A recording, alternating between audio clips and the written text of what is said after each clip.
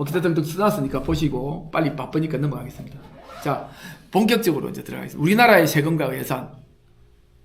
자, 그 옆에 표를 한번 보시면은요, 미국이 GDP의 38% 예산, 우리나라는 몇 프로입니까? 36.2%. 우리나라 결코 적지는 않아요. 우리나라도 비슷해요. GDP 대비. 근데 일본이 좀 웃겨요. 일본은 GDP 대비는 많은데 왜 이렇게 계산이 잘못됐나? 정부 지출이 여기 좀 이상하다. 계산이 잘못됐나? 정부 예산이 1100조밖에 안 되는데 왜 1.73조라고 써놨어? 좀 잘못됐네. 다음 페이지에 보면 나올 거예요. 이게 잘못됐어. 다음 페이지에 보면은 이게 보시면 이게 맞아. 일본이 저기 그러니까 N으로 115조 N. 우리나라 돈으로 1100조. 우리가 저 673, 이게 24년도 기준일 겁니다. 24년도 기준. 근데 이제 우리가 25년 기준이 있는데 이제 24년 기준이 있는 거 아니에요. 이제 우리 700조 돌파했거든요. 근데 일본은 아직도 1100조예요. 1100조 수준에서 놀고 있어요. 지금 N으로. 우리나라 원으로 환산했을 때. 그렇기 때문에 우리보다 훨씬 적죠. 그리고 재정 적자도 엄청납니다. 일본은. 세수가 너무 적어요. 세수가 800 정도밖에 안 들어나 그럴 거예요. 우리나라는 올해는 아마 세수가 상당히 좋을 것 같아. 원래 적자를 많이 볼 거라고 생각했는데, 적자가 100조 정도는 적자를 볼 거라고 생각했는데, 올해는 갑자기 반도체 쪽에 법인세가 왕창 들어와가지고, 법인세가 왕창 들어와서 아마 그 흑자가 될 거예요. 올해는 흑자가 될. 그게 옛날에 박근혜 때 흑자였다가, 그 다음에 또 문재인 때 적자가 됐다가, 윤석열 때 적자가 심했다가 지금 다시 이렇게 흑자 기조로 바뀌는데 경기 영향을 엄청나게 많이 받아요, 한국은요. 특히 반도체 경기를 많이 영향을 받습니다. 다시 앞으로 돌아가 볼게요. 여기 이제 뭐 한국 헌법은 제가 이런 이야기를 해놨잖아요. 한국 헌법은 자본주의 국가의 헌법에 걸맞지 않게, 자본주의 헌법이라면은 기본적으로 세금을 내는 사람이 본원적으로 국가 운영에 대한 재무적 권리를 가진다 하는 것이 자본주의 법 체계입니다. 기본이에요. 법의 기본. 돈을 내는 사람이 장땡이지요. 권리를 가지죠. 근데 그럼에도 불구하고 우리가 제대로 자본주의 되기 전부터 헌법이 있어서 그런가. 국가의 물적 토대를 제공하는 시민을 무시하는 조항들이 헌법 내에 많아요. 그래서 예를 들면은 구체적으로 보면 헌법에 행정이나 공무단임 그리고 사법적 권리, 감사에 대한 권리에 대해서 시민 참여를 언급하지를 않아요. 한국은요. 예를 들면 배심의 권리도 없죠. 시민 판사에 대한 문제도 없죠. 그 다음에 감사하는 것에 대한 권리도 명시가 안 돼 있죠. 그 다음에 공무단임도 마찬가지거든요. 공무단임 이야기를 다음번에 할 때 제가 말할 거예요. 한국은 법률에 따라 공무단임을 가진다라고 돼 있어요. 헌법에 보면요. 그게 아니로 한국 국민은 공무단임을 가지고 그것을 법률로 정한다. 이렇게 바뀌어야 돼요. 그 상당히 다른 이야기입니다. 법률에 따라 공무단임을 가진다는 거, 공무단임 자체를 갖다가 법률에 아예 제한을 해버린 거거든요. 처음부터 제한을 하고 있잖아요. 그런데 공무단임을 가진다. 그것을 법률로 정한다. 이거하고 이야기가 다른 거예요. 똑같은 이야기 같지만 한국은 주로 그런 식으로 제한적으로 뭐든지 제한적으로 전번에 제가 말했던 사법 이야기, 양심 이야기도 나와 있지만 뭐 기타 등등 좀 쫄러보는 이야기들이 곳곳에 있어요. 헌법 안에. 헌법 자체의 기본 사고방식 자체가 바뀌어야 돼요. 헌법을 짤 때 기본 사고방식이 아까 말했듯이 시민이 혹은 국민이 재무적 권리를 가진다. 국가에 대한 재무적 권리를 가지니까 이 사람들이 주인이다 라고 헌법을 틀을 짜야 되는 거예요. 그렇지 않은 거예요. 헌법의 틀이. 그러니까 관료에 대한 문제도 마찬가지고, 관료는 원래부터 관료적인 능력을 가지는 게 아닌데도 불구하고 공무단임만 해도 시민들이 공무원이 될 권리, 누구나 시민들이면 공무원이 될 권리가 있어야 되는데, 그게 아니라 공무원이 아니면 공무원이 못 되게 해놓은, 그게 이제 고위공직자 관련 고공단 이야기거든요. 1급에서 상급 들어가 있는 애 아니면은 다시 1급에서 상급 되기 힘들어요. 고공단 제도 자체가 지금 현재로는 거의 안에서 돌게 해놨어요. 제 같은 경우가 제가 옛날에 공무원이 되려고 용을 썼는데 잘 안 됐잖아요. 쉽지 않았어요. 제가 그 구미시에서 4급 공무원을 했거든요. 경제국장을 했는데 그걸 갖고 어디 가서 명함을 내미니까 니는 상급 아니었어. 안 돼. 그러는 거예요. 자, 넘어가겠습니다. 이제 세금. 우리나라 세금이 GDP의 36%고요. 아까 예산도 그 정도 된다 그랬잖아요. 예산도 GDP에. 근데 재밌는 거는요. 예산뿐만 아니라 그 공공기관이 운영하는 예산까지 합치면 거의 50% 돼요. 공공 분야의 지출 능력이 거의 50%예요. 엄청납니다. 그걸 나중에 공무담임할 때 나오겠지만 좌지우지하는 사람들이 소나기에 꼽히는 사람들이 좌지우지한다라는 거예요. GDP의 50%를. 자, 우리나라 세금의 쉬워요. 33%는 소득세, 25%는 법인세, 25%가 다시 소비세예요. 나머지가 이제 17% 좀 있겠나요? 이렇게 되죠.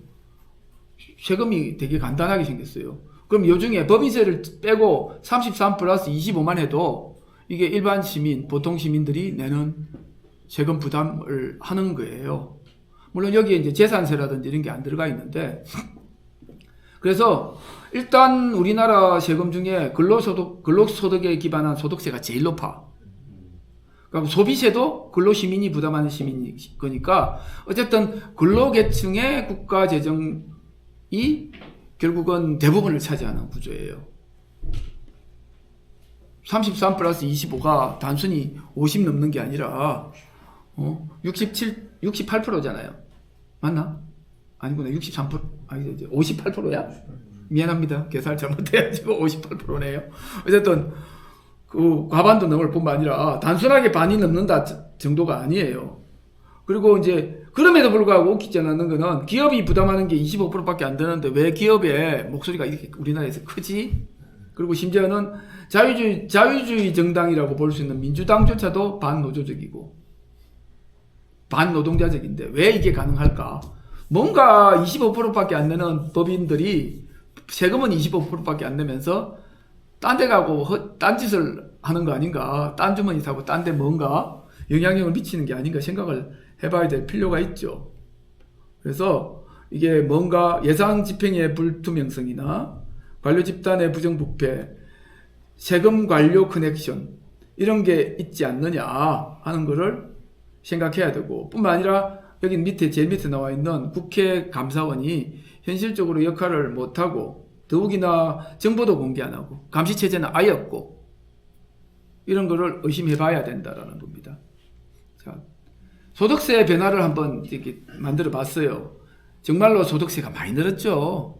이게 참 80년부터 해서 2024년까지 늘면서 저 때만 해도 80년만 해도 사실 80년이 우리나라가 말레이시아보다 못 살았어요.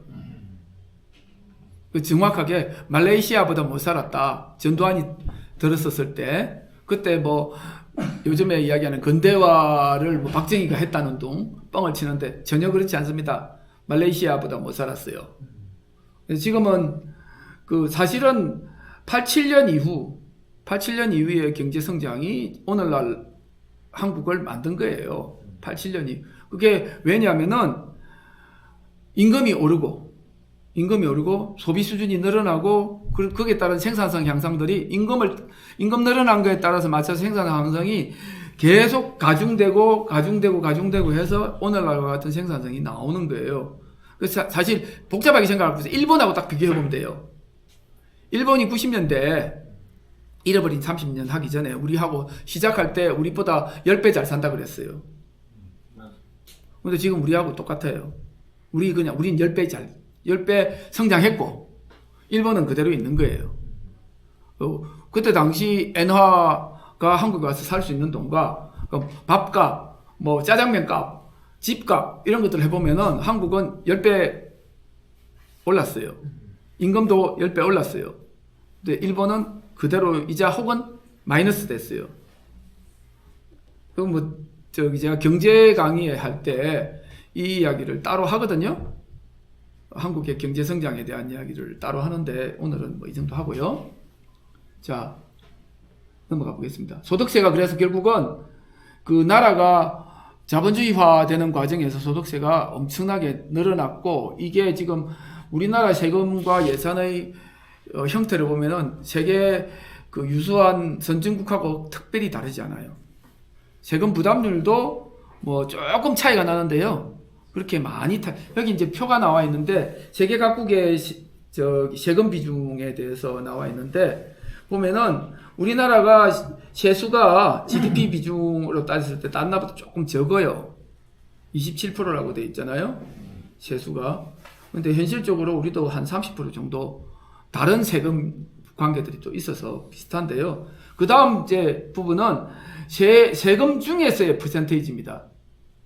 이 부분은 이쪽 부분은 세금 중에 퍼센테이지입니다. 요거는 세수 중에 GDP고 요거는 세금 중에 차지하는 비율입니다. 그랬을 때 뭐 그렇게 많이 차이가 없어요. 소득세가 우리나라 22%, 독일 24%, 뭐 영국 26%, 미국은 좀 크죠.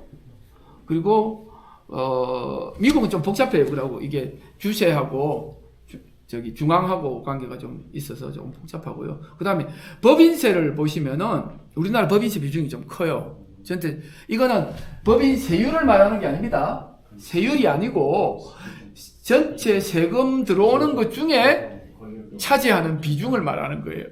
우리나라가 법인세 비중이 높아요. 왜냐하면은 한국이 제조업 강국이라서 그래요. 사실은 제조업 강국이라서 법인세 비중이 상대적으로 큰 겁니다. 이게 법인세 비중이 큰 거고요. 그러니까 이거 전부 다 합친 게 100이 되는 거예요. 그냥 100 중에 우리 15%. 그 다음에 소비세 우리 10%잖아요. 근데 이게 이제 차지하는 비용이 21%를 차지하더라. 100% 중에. 그 다음에 사회보장세가 여기 들어가 있는데 이게 이제 연금이나 의료보험이나 이런 것들을 의미하는데 요걸 빼버리고 하면은 요게 33, 이게 25 이런 식으로 된다라는 건데요. 어쨌든 들어가지고 이렇게 여기 소비세는 이것만 여기에 일반 소비세만 포함한 게 아니라 온갖 소비세 다 있잖아요. 담배 같은 데 뭐 소비세 많이 붙고 주세 많이 붙고 있잖아요. 다 포함한 거고요. 그 다음에 이제 눈여겨봐야 될 게 다른 나라는 사회보장세가 우리나라보다 세죠. 여기 보시면은 어디냐? 프랑스, 독일, 일본도 만만치 않아요. 일본이 요것 때문에 골뱅이 듭니다. 일본 요걸 못 줄여요. 세금을 안 들어오는데 일본이 세금을 못 늘리는 게 요걸 안 늘려서 그래. 요걸요. 사실 법인세를 팍 늘려야 되는데 법인세를 안 늘리고 있어요. 그러니까 소비세도 안 늘려요. 일본이.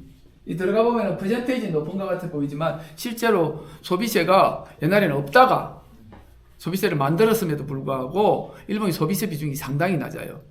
세금을 안 늘려요. 일본은. 그래서 세수가 많이 부족해요. 그리고 재산세는 우리나라가 상당히 낮은 축에 속해요. 독일은 좀 예외인데 여기에 이제 들어가는 게 우리나라 보유세 중심이 아니고 우리나라는 뭡니까 거래세거든요. 거래세 중심으로 되어 있는데 양도세 자체 거래세 아닙니까? 거래세 중심으로 되어 있는데 다른 나라는 다 보유세 중심이란 말입니다. 거래세도 있지만 보유세 중심이거든요. 미국 같은 경우는 대부분 다 1%예요. 일단 어지간하면 1%, 1.4%, 2% 막 이런 데도 있어요. 근데 우리나라는 0.3%, 0.5% 이래요. 근데 이제 종부세가 1%, 2%쯤 돼요. 그래서 종부세를 확대하자. 근데 또 재밌는 거는요. 대부분의 재산세는 지방세입니다. 다른 나라도 다 그래요. 지방세예요. 우리나라도 지방세예요. 그 지방세 그럼 어디 가냐? 서울시 아니면은 강남구로 가요. 그래서 잘난 체를 하죠. 강남구가. 근데 종부세는 국세입니다. 종부세 비중이 높아지면 중앙정부가 큰 소리를 치게 되겠죠. 이거는 세금을 모르면은 뭐 어디가 돈이 어디로 되고 어디로 가는지를 모르면 안 됩니다. 여기 옆에 이제 써놓은 것도 있으니까 보시고요. 그 다음에 법인세를 보십시오. 법인세는 지금 이제 세율이 전체가 상당히 비슷해요. 25%, 25%, 25%, 29%, 27.5%. 근데 우리나라는 차이점이요. 우리나라의 세금의 특징이 공제가 많아요. 우리나라는 공제가 많아요. 뭐든지. 소득세에도 공제가 많고. 공제를 없애고 가능하면은 세율을 이렇게 밴드제로 해가지고 형평성을 주는 방식으로 해야 되는데 어쨌든 공제가 많아가지고 이게 옛날에 박정희 때부터 임금은 안 올리고 세금을 낮춰주는 걸로, 세금을 안 내게 하는 걸로 그 기업들한테 혜택을 주는 방식으로 해왔던 게 문제예요. 근데 이제 임금을 올리고 세금을 받아가는 걸로 해야지 국가가 돌아가는 거죠, 사실은. 그때는 뭐 국가가 문제가 아니라 걔들을 족벌이나 뭐 걔들 정치 권력을 가진 집단들이 뒷돈을 거래를 해서 자기들 정권을 유지하는 거가 되니까 그 세금 규모도 지금하고 비교가 안 되는 겁니다. 사실은 80년대, 87년도, 지금 2026년 세금 규모 자체가 비교가 안 돼요. 나라의 규모가 달라졌기 때문에 세금 규모가 비교가 안 돼요. 예를 들면 아까 말씀드렸잖아요. 87년과 지금 우리나라 경제 규모가 10배 이상 커졌거든요. 그래서 그걸 같은 수준에서 이야기를 할 수 없어요. 그 앞에 뭐 10배 커졌다고 해봤자 그거는 늘 중요하지 않아요. 아까 제가 말씀드렸잖아요. 말레이시아 수준으로 올라가는 거는 쉬워요. 말레이시아나 브라질에서 혹시 멕시코에서 지금 한국으로 올라오는 거는 한국이 유일해요. 세계적으로. 왜 그런지는 제가 이제 다른 부분에 나와 있으니까. 자, 재산세도 한번 보십시오. 아까 제가 말했던 내용 중에 한국은 뭐 거래세 부담이 높고 뭐 보유세가 낮다. 그래서 뭐 이런 이야기 나와 있고요. 자, 한국의 예산에서 이제 기능적인 거는 여러분들도 아는 종목별로 이렇게 주르륵 나와 있습니다. 무엇을 위해 쓰는가 주르륵 나와 있고요. 그 다음에 이제 12대 분야, 이건 중요하지 않아요. 이건 뭐 그냥 보여주기예요.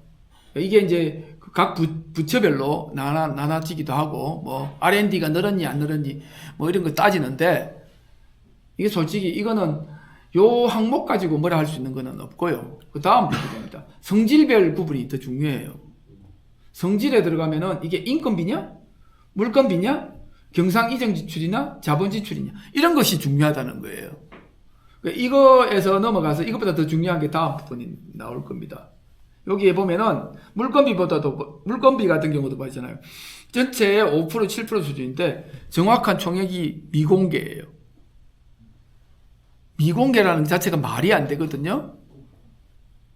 독일 같은 데 가서는 빰 따고 맞죠. 미공개 그러면은. 그 다음에 여기도 자본 지출 있잖아요. 밑에 노란 줄 치는 20조에서 25조, 이게 SOC.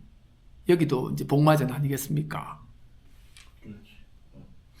뭐 예산과 관련해서 제가 잠깐 다른 이야기를 하면요. 시간 많이 됐네. 예전에 이제 궁이 있을 때 보조금 심의회의를 들어갔어요. 제가 국장인데 원래 보통 국장이 들어가면은 가만 앉아 있다가 나와야 돼요.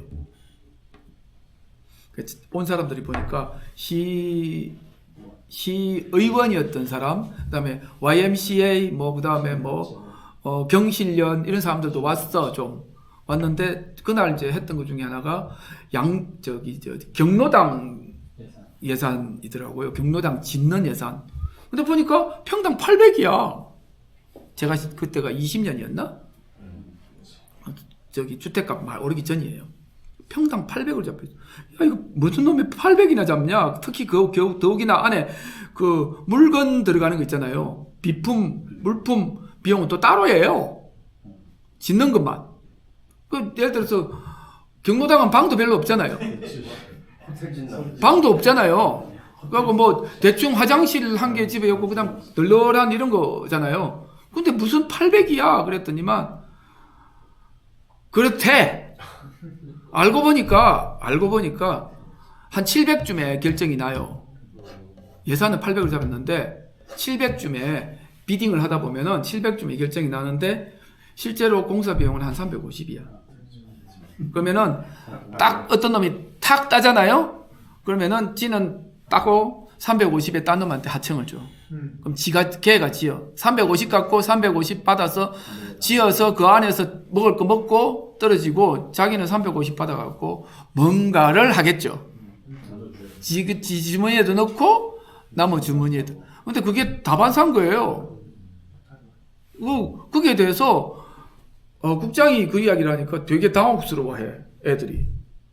심지어는 이제 그 자리에 나온 애는 그냥 그 부서 노인복지 관련 쪽이잖아요. 그 부서에는 안 나왔더라고.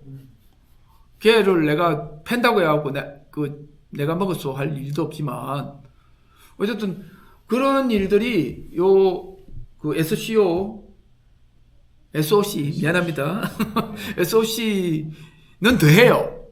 경로당이 그런데 SOC는 그리고 심지어는요 제가 이제 그 구미 가가지고 우리 공무원들이 저하고 잘 놀았는데 공무원들이 저를 되게 좋아했다는 제가 착각을 갖고 있는데 왜냐하면은 국가 지출되는데 특히 국책사업 같은 거를 하잖아요. 그러면은 공무원들이 모르는 소리를 국책사업 따가는 애들 주로 교수 뭐 연구원들 와갖고 뻥을 치면은 그냥 돈은 대주면서 입만 해 벌리다가 공무원들이 온단 말입니다. 근데 제가 가가지고 그걸 이제 깨기 시작했어요. 제가 이제 전공이 이제 IT고 그 다음에 이제 산업공학이니 뭐 경제학 이렇게 하니까 와작짝짝 깨주니까 애들이 너무 좋아해요. 그런데 현실적으로 들어가서 깎거나 그걸 원상태를 돌리거나 하지는 못해요. 비판을 하고 그래서 다시 써와라. 그래서 수정해와라 하고 하는데 수정해온 걸 보면은 또 한심하기 짝이 없어요. 결국은 제대로 못 만들어 와요. 하는 애들도. 깨고 해도 결국은 돈이 흘러가는 부분에 대해서 감시를 하고 이 내일처럼 생각하는 사람이 붙어야 되는데 저는 그 일만 할 수가 없잖아요. 걔들을 깨고 앉아 있을 수도 없는 거고. 이제 그런 것들이 정말 다반사다. 지방은 지방 한 시에서의 이야기인데 중앙은 뭐 말할 것도 없죠. 특히 SOC 사업은 뭐 들어가 보면은 요번에 뭐 한강버스 같은 경우 보십시오. 그 안에 그 자체가 통털의 문제지. 그 다음에 뭐 세운상가 뭐 이런 이야기도 보면은 말할 것도 없죠. 넘어가겠습니다. 자, 행정과목 이제 나와 있죠. 이거는 여러분들도 몰랐지만 저도 몰랐어요. 사실은 이거 공부하기 전에는 같이 배우는 거라고 생각하고 이런 게 있더라고요.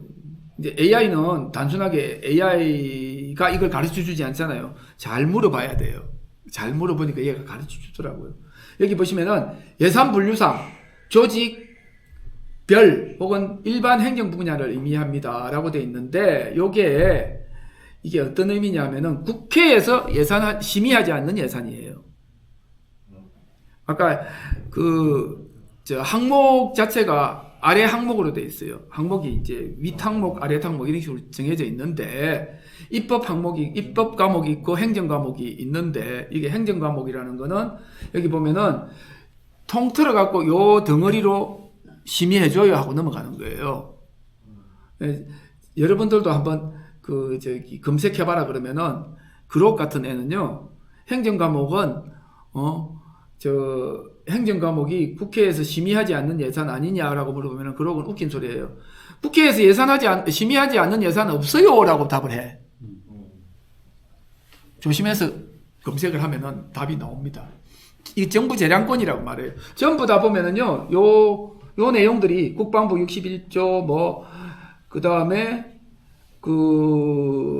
SOC 25조 그 다음에 공무원 봉급 그 다음에 재밌는 거는 국회의원 관련 비용 몰라요. 안 가르치죠.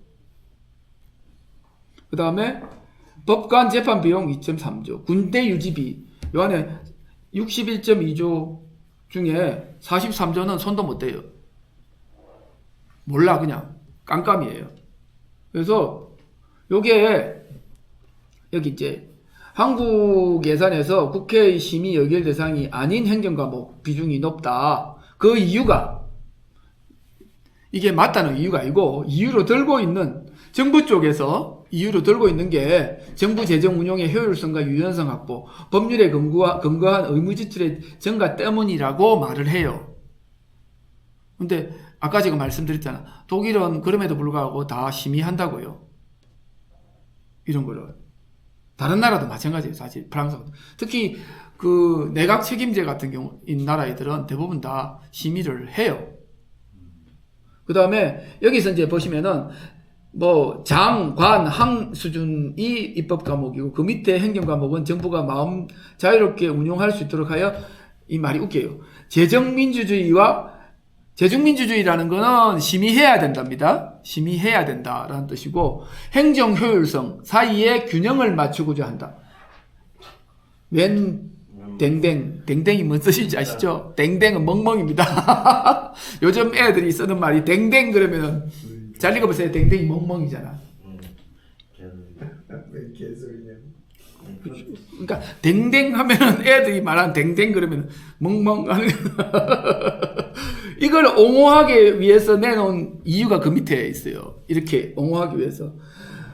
뭐 재정 운영의 유연성과 행정 효율성. 참. 급변하는 환경에 신속하게 대응하기 위해서. 한마디로 보면은 개소리입니다, 다. 그 다음에 정부 재량권의 확보. 여기 또 이제 이런 이야기가 있어요. 국회가 예산 삭감 권한은 큰데 정액을 못해요. 정액은 정부 동의가 필요해. 그래서 이게 헌법 57조에 여기 나와 있어요. 그 다음에 정부가 구체적인 집행수단인 행정과목을 재량으로 운영함으로써 정책 효과를 극대화한다. 이 소리는요, 가지고 놀겠다는 뜻이에요. 거꾸로 심의권 자체를 박탈하는 거예요. 그렇잖아요. 재량이라는 말 자체는 심의하지 마잖아요. 그건 두 개가 양립할 수가 없어. 재량이라는 말을 하는 순간 자기들이 재량이라는 거는 심의하지 마잖아요. 원래 심의라는 걸 아까 의회가 기본적으로 가져야 되고 국민이 가져야 될 건데, 아까 말했던 공무단 인권에서는 1,500명 고공단 얘들이 그 돈을 갖고 지 마음대로 주물럭거리겠다는 뜻입니다. 그래서 이런 거를 허용하는 것 자체가 처음부터 잘못된 거예요. 물론 아까 말씀드렸잖아요. 고정비라고 보여주면 되지. 그렇잖아요. 복지에 들어가는 돈 보여주면 돼. 봉급 보여주면 돼. 지금같이 표계산 엑셀표 갖다 주면은 계산표 맞는지 보면 되는 거고, 봉급이 많다 적다 심지어는 한 사람 한 사람까지 이름 그 가려갖고 가운데 이름 가려갖고 내주면은 되는 거 아닙니까? 오늘날처럼 컴퓨터가 발달된 회사에 뭐 사회에 그걸 못 보여줄 이유가 없어요. 그리고 심지어는 시민들한테 그걸 공개 못할 이유가 없어요. 심지어는 의회에 지금 국회에도 안 갖다 주는데 시민한테 주겠습니까?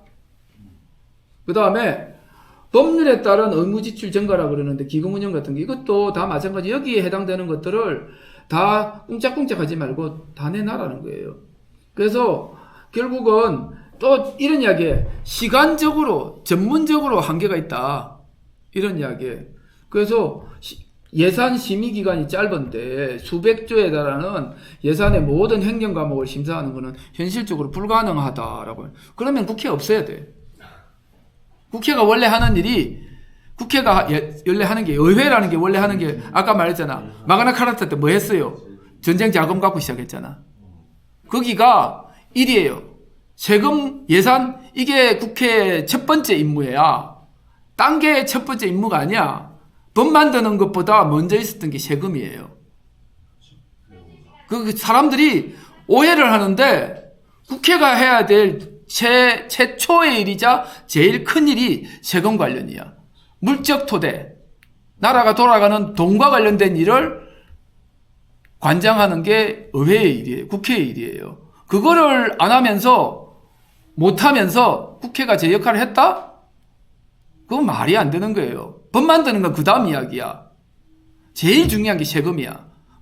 그래서 내가 세금이 민주주의다라고 말을 과감하게 붙인 거는 세금이 민주주의 맞아요. 정말로 세금이 중요한 거예요. 세금부터 핸들을 못하면서 내가 국민이 낸 돈을 가지고 지 마음대로 쓰겠다. 이거 민주주의 국가가 아닌 거야. 아시겠죠? 그래서 국회에 지금 현재는 우리나라는 국회 예산 심의권 자체가 그 뭐 규모, 대목 이 정도에서 끝나. 그리고 디테일 이건 다 행정부 거야. 이거는 국회가 아닌 거야. 덜러리. 국회부터 덜러리니까 감사원은 더 덜러리고 국민은 개돼지가 되는 거죠. 댕댕이가 되는 거야. 국민은 멍멍하고 있어야 되는 거예요. 그래서 사실은 실제 행정에서, 실제 현장에서의 구체적인 지출, 이게 행정 과목이거든요. 이 부분에 대해서 이거를 정부를 믿고 위임을 한다. 위임을 한다라는 순간 국회는 그럼 뭐 하는데? 아무리 시간이 많이 걸려도 하는 일이 이거예요. 이걸 해야 돼. 사람이 없으면은 전문가 붙여갖고 위원회를 만들고 부처별로 해가지고 다른 나라의 의회들이 하는 일이 그 짓이에요. 다음번에 나올 거예요. 정말로 다른 선진국의 의회들은 무슨